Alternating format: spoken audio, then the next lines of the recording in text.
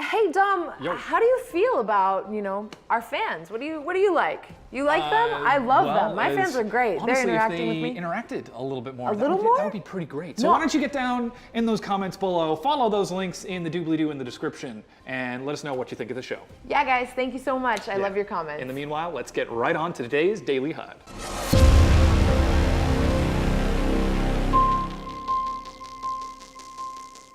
Hello, everyone, and welcome to the Daily HUD, where we give you the latest esports news. I'm Sierra. And I'm Dom, and spring has truly sprung. It's pollen season, and we're looking at a whole bunch of good stuff today because we've got the Rainbow Six Siege EU preview. We're looking at some Gears of War 5, previewing the Overwatch League Friday matches, talking about Mortal Kombat, Dota 2's ESL matches, and yeah, we've also got a couple other news as well. PUBG? Nintendo has some good stuff. But hey, we've got some really cool stuff coming off for you. Sierra, why don't you kick us off? Starting off our coverage this Friday, we head back into the Rainbow Six European League, and the matches are getting more intense as time goes on. We are now in week 13, 1 week of finishing the regular season. Wins have been crucial, but now it's do or die for bottom place teams. Now, with most top teams going up against the bottom, we shouldn't count them out yet. With some of the bottom teams were able to hold their own at the Rainbow Six Invitational, all eyes will be on G2 Esports, Team Empire, Stream Esports, and Team Chaos. The matches will take place tomorrow at 1 p.m. Starting off the day, Team Empire and Stream Esports, then Mouse will face off against Penta Esports. Following that match will be Team Secret with Team Navi. And then to close out the day, G2 Esports look to end with a fresh win against Chaos Esports. And don't we have the North America coming up? Yeah, I mean, we've also got the North American League once again kicking up on Monday, but it should be the final week, though we already know who's gotten invited to the Milan Invitational. I believe it's Evil Geniuses and Dark Zero.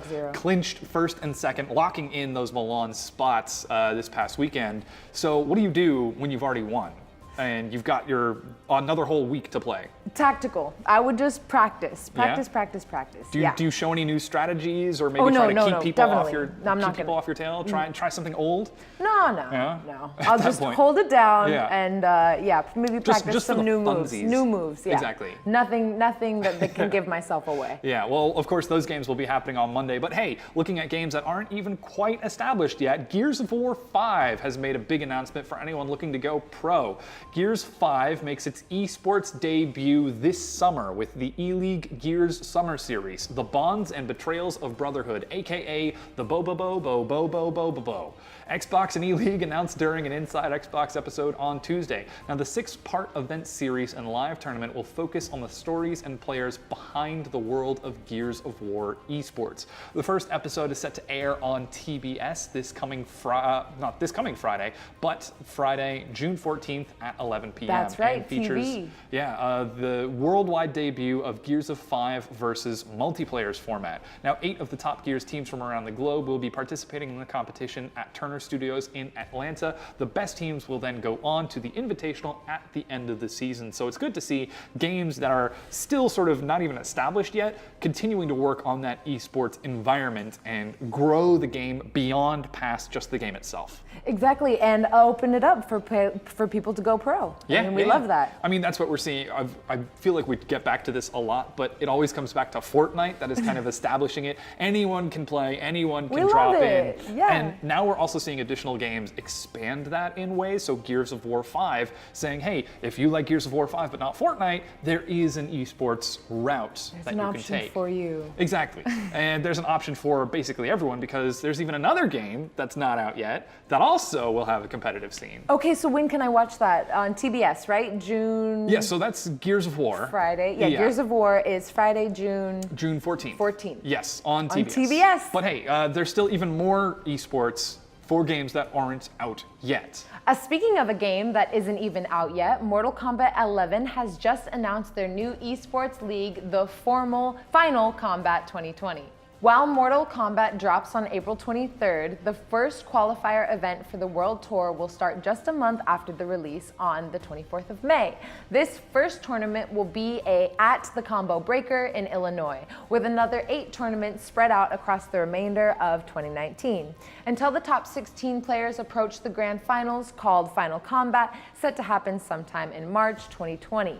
So far, there's a $150,000 prize pool spread out across these tournaments. And we will have to see if this is yet another game that Sonic Fox will dominate in, or if we might get to see some new competition. Yeah, and now important question, is it Illinois or is it Illinois? I guess it depends on where you are. Because there is an S at the end. Well, you know, Illinois, I'm going to Illinois, I like that one. Illinois, yeah? Yeah, I mean, I have a lot of friends. We've also got syrup and syrup. For different pronunciations. Do you reckon in Illinois or Illinois, do they serve syrup on their pancakes or syrup? Is it can of pop? Is it soda or pop? Oh, is geez. it soda or can pop? Of pop to me is like, we just walked out of the 50s and the 60s and it's like, hey, I old think man. in Illinois you say pop. Yeah? Mm-hmm. That seems, No that's soda. A little over you can't the find top. any soda. But hey, maybe Sonic Fox will get a chance to pop off in Mortal Kombat because he's been winning Mortal Kombat games forever. I know, but you know, I really want to just see somebody new out there. Oh, yeah. Well, yeah.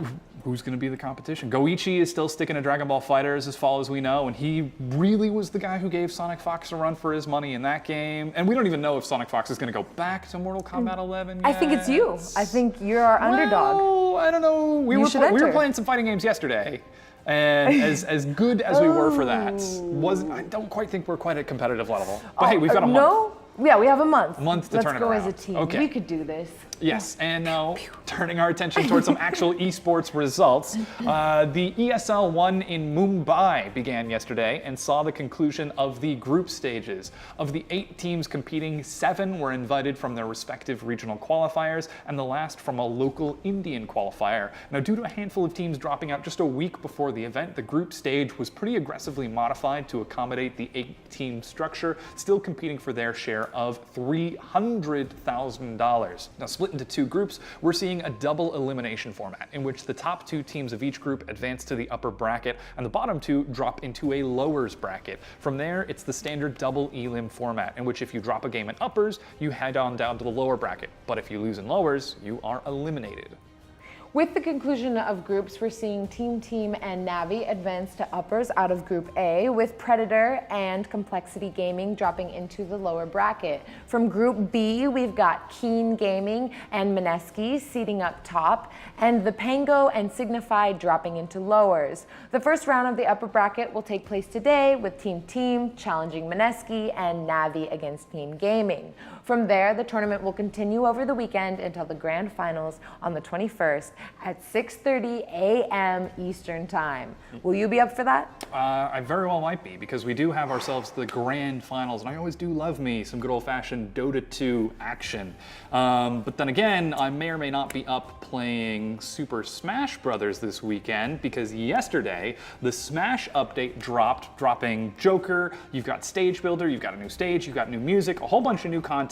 However, with the massive influx of players, the eShop went down for Nintendo users. So a handful of players managed to get the download and get the patch, and were able to continue and play the game. For everyone else, they were locked out of offline. Only about 10% of the Smash fan base were able to get their hands on it. Everyone else got stuck on an error code. And afterwards, Nintendo ended up saying, hey, we're gonna be bringing the shop down for about 6 to 8 hours. Now, as the time of this filming, it should be resolved. However, fans have already said, hey, this never would have happened under Reggie's leadership considering he stepped down Monday. But can we really say whether or not that would have happened, considering the massive influx of people trying to download the Joker patch all at once? That's really not the first thing you want to happen after a changing of the guards. Yeah. I'm sorry, Nintendo. But hey, again, Doug Bowser is working on it. He's hopefully trying to turn things around. He's too busy trying to steal Princess Peach away from for the Koopa Kingdom. But again, some things never change. The struggle is that people are paying for this online service so that they can play, and maybe you work the night shift and Wednesday night is your free time to go home and play games, and then something suddenly the server goes down. This sort of thing happens pretty frequently with games like World of Warcraft. They do a weekly maintenance patch in which it's down for about an hour. And when they do content patches, it's usually down for about 2 to 3 hours. And it's the same thing with Destiny. Fortnite also has occasional downtimes as well. So downtimes are not things that are uncommon. I think the struggle that people are having with Nintendo, though, is that this was an unplanned and unexpected downtime. Is the surge of people so interested with all this news about Nintendo? Of course they want to play. Yeah, they're basically DDoSing Nintendo's own servers just by flooding it with requests, which is not a good thing. And then, of course, the server's down, and Nintendo says the server will be up last night. I was actually playing with a couple of friends of mine, and they were saying server's down. Hold on, let me check. Server's still down. 30 seconds later, oh, hold on, let me check again. Server's still down. Okay, let me check again. And every 30 seconds they kept on refreshing, which adds to the stack of people all trying to get access. Oh, God. So, hey, big kudos to Nintendo, assuming that they have gotten their servers up. If you haven't, what the heck are you doing? Get your servers out of there. You need to just buy some servers. Where is that? Out in New Mexico? And I have no idea. Wherever you can get servers. I mean, go out to the store and get like a Raspberry Pi and just continue to host data on that. But hey, hopefully that's going to be nice and resolved. I believe in other news, in terms of servers going down, Anthem also was going to do a developer update and live stream yesterday. This was a really big deal for the game Anthem. BioWare has been sort of behind on bugs. For those of you who are unfamiliar with Anthem's launch, it was riddled with bugs, connection issues. The end game content was relatively sparse, and it wasn't at all what it advertised to be. Supposedly, so far, BioWare has been spending a lot of time fixing those bugs, and instead of putting in new content, which people expected, they've been playing catch-up. Yesterday was the chance for BioWare and Anthem to release a new game live stream and say, this is what we're working on, this is the new dungeon, this is the new end game, this is the Cataclysm, this is all this cool new stuff, except their fiber got cut at the office, so they weren't able to do the live stream. Like physically? That's what the rumor says. Wow. They did have backup internet, so they were able to communicate to people, hey, our backup internet is up, we can continue to work and develop, we're not cut out of the office. However, we don't have enough to live stream this developer update and let you know what we're working on. We should schedule for sometime next week. Perhaps somebody from Fortnite went undercover and snipped that wire. Said, we want the only skin. We want the only Iron Man skin. The only new content there. The big question is though, hey, your internet's working, but you can't live stream, so why not just type it up? Why not make a message saying, this is what we were going to talk about. And when our internet's back up, we'll show you. But instead, there's just been radio silence for the team, which is raising a handful of questions for Anthem and BioWare in general. But hey, it's been a struggle of trust for them since the beginning. Maybe they'll get a chance to reclaim some over the course of next week. Well, we wish them all the best of luck. Moving on to the Overwatch League, today week 3 starts off with a bang, but we want to look at Friday's games before the weekend rolls in. As we said, the matches will take place today, and they will be predictions going into the rest of the season. But what about today? Well, it should be another step forward to see how these teams have been playing. It also should be noted that this week, most top teams will either receive their first loss or continue their Stage 2 victory streak. But that's not saying to count out the bottom place teams like the Los Angeles Valiants and in the Washington Justice. It'll only be a matter of time before one of these teams blow up with a momentum. The question that stands now is if they will be able to have enough of a full tank to make it to the playoffs. Friday's schedule is ready and lined up for action with New York and Atlanta starting off the day. Then the Philadelphia Fusion look to put the Houston Outlaws and their drive to win to bed. The LA Valiants look to regrow their wings against Washington, and the Guangzhou Charge will close out the day with another fellow Chinese team, the Hangzhou Sparks. Day 2 will begin Friday at 7 p.m. and these are stacked matches, so you will not want to miss them. All right, so if anyone's interested in watching us battle it out on Twitch, please feel free to watch us go live. What did we play yesterday? We had Dead or Alive 6. Dead or Alive 6. And which somebody kicked somebody else's butt. This one, oh yeah. Well, Yeah, we're at twitch.tv/esports_channel. And again, big thank you to watching. Be sure to click that subscribe button. If there's anything you think that we haven't covered, not talking about enough Counter-Strike, not talking about enough PUBG, let us know down in the comments below. That's what they're called. Or if you just want, no shame, a shout out, put it in the comments below. Yeah, of course. And if you have any clips or highlights or even bloopers, send them down to info@esportschannel.com. That's also going to be in the doobly-doo below. But hey, that's it for our coverage for this show. No more Benadryl for you. It is actually called the doobly-doo. Oh. If you create a channel and you look up the description, it's called the doobly-doo. Oh, wow. It's not the description. Okay, well, there you go. We want to thank everyone here at the Esports Channel. Thank you so much. Thank you so much for watching. Remember to subscribe. We really appreciate you all. Yeah, I'm Dom. This is Sierra. I'm Sierra. On behalf of everyone here, thank you so much for watching. Good night. And GG. GG.